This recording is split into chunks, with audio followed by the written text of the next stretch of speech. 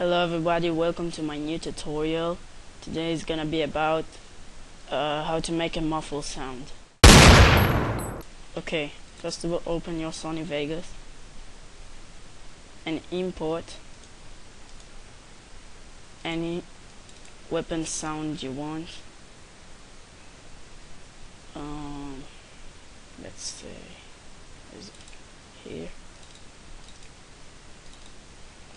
I'll import Deagle sound 1. Okay, as you see here, nothing. Here's the sound, nothing. So I'll be cutting it like this. For cut you press S and then cut it. Then again S. Cut. Okay, now that's the sound. To make it muffled, first of all you're gonna stretch it by pressing Control and then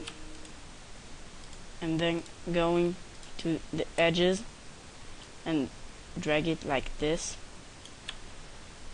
But now it sounds really sloppy, so go to Properties and change it to Lock to Stretch.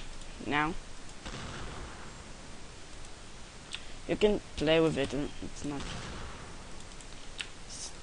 not really a big deal.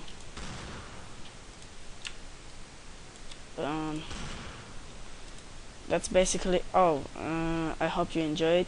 Goodbye.